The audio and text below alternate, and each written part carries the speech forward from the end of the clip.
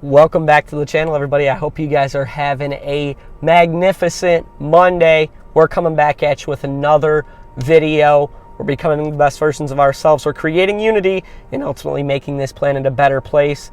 And what we're going to be talking about today is reparations. Is this a real thing? So yes, you heard me right. Reparations.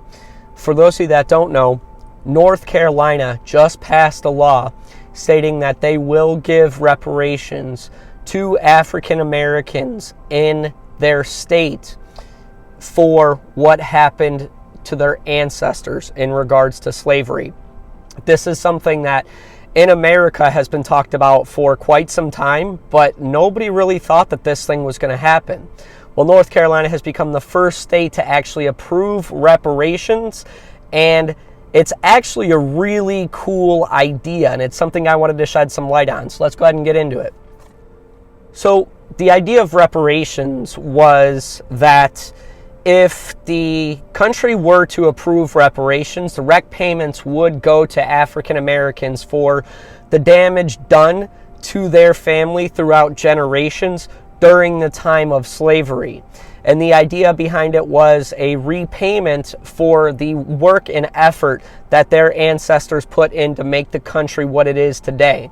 And this idea of reparations has been one that we've talked about for a long time in this country, but really we weren't prepared to address the issue.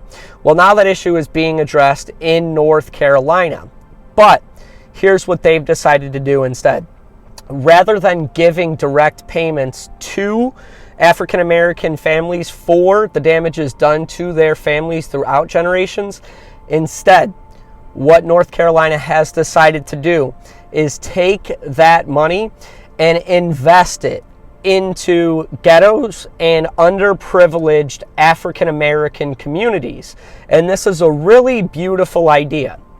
And here's the reason why I say that. First and foremost, what they want to do is they want to start investing into African American small businesses. The idea behind investing into small businesses for African Americans is it doesn't give African Americans a one-time payment in regards to reparation, but rather what it does is it infuses more business into these small businesses, allowing this wealth to be transferred down for generations to generations to generations, which is a really beautiful thing when you think about it, because rather than giving somebody a one-time payment, you're teaching generational wealth, which means that that African American family can now thrive for generations to come, rather than getting a one-time payment, not really understanding finances, and ultimately going back to the way it was before. Rather, what's going to happen is those businesses are going to learn how to thrive, and that information can be passed down for the next 50, 100, 200,000 years. So now what you're doing is you're teaching the new generations how to build an effective business, therefore writing their own paycheck, which could be far more valuable than a one-time reparations payment. Now, on top of this, they're also going to put money into the education system, which is phenomenal as well. There has been a huge gap from cities that have a lot of privilege and a lot of money to ghettos where the teaching isn't great, the teachers don't make a lot of money, and there's a lot more violence, because essentially what's going to happen is by infusing these schools with more money, the education standard goes up, the teachers and what they are teaching is going to go up. Therefore, the knowledge that these underprivileged youths are getting is going to become greater and of greater value, which will allow them more growth and development. Essentially, with that happening, now you're educating that new generation. And when you teach education, the sky is the limit for that new generation, because they start to realize that they really can have, be, or do anything and everything they want on this planet, and they're only limited by the limitations they set up themselves. So now they have the same opportunity as people who did have that privilege or was part of that wealthier community had before.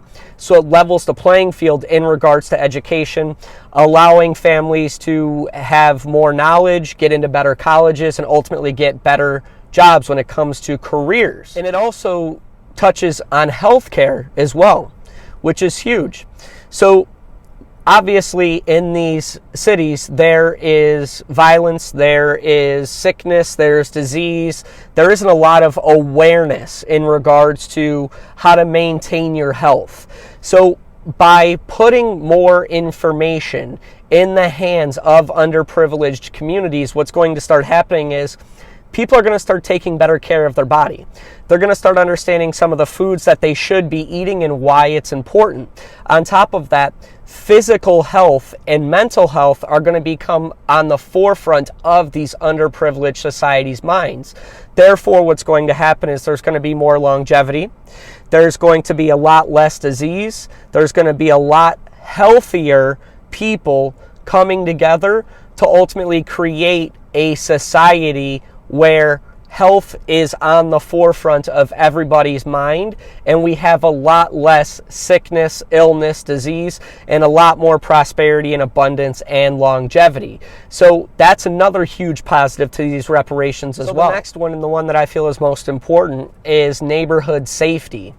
Now, coming from Chicago, I got to witness this firsthand. There is a tremendous amount of violence between gun violence, gangs, murders, all sorts of violent crimes. They happen on a daily basis in Chicago. And this isn't just Chicago, it's all over our country. So by raising neighborhood safety, what that's going to do is that's going to cut down on the murder rates, it's going to cut down on the violent crimes, and it's ultimately going to make it safer for people to live life the way they want to live it. Now, by doing that and advocating neighborhood safety, what that's also going to do is that's going to bring more business and more money into the community, because where there's violence, there aren't a lot of people that want to invest in that community itself, because it's extremely risky and that neighborhood may have a bad reputation, therefore driving businesses away. So ultimately, by investing into neighborhood safety, what's going to happen is not only are we going to be saving lives, we're going to be keeping people a lot safer, and we're going to be bringing in more business to those underprivileged communities. And so neighborhood safety is also going to be a huge part of these reparations, which is ultimately going to lead to a safer environment for generations to come. So I think with these ideas of reparations and not giving direct payments to African Americans, but rather reinvesting into these communities to create more safety, to create more awareness, to create more education, to create more health, and to create an overall safer environment, what's going to happen is you're going to set these underprivileged communities and societies up for longevity and prosperity for generations to come, because it starts with education. If you can educate the youth, ultimately the youth will lead the next generation, and so on and so forth, until you have a community that is all encompassing and comes from a standpoint of unity, communication, understanding, and just overall love for one another to ultimately help that community prosper. So let me know what you guys think about this idea of reparations, if you're for it or against it, and also if you think that North Carolina is doing the right thing by putting money into the hands of underprivileged communities. But other than that, if you did appreciate this video, give it a thumbs up. And if you haven't subscribed to the channel at this point, I'm not even going to say anything. I'm just going to point to it. It's right there. It's right there. You know what to do. It's there. You're going to want to subscribe to these videos, because we're raising awareness on topics that are happening on the planet right now, and ultimately trying to come together as a collective to create a planet that just works. They work in unison. They work for the betterment of all. They work in prosperity and love and abundance for one another. So subscribe to this channel to get more prosperity, to get more abundance, and to just help become the best possible version of yourself, because we're all in this together. Other than that, I hope you guys have a fantastic rest of your day. Peace.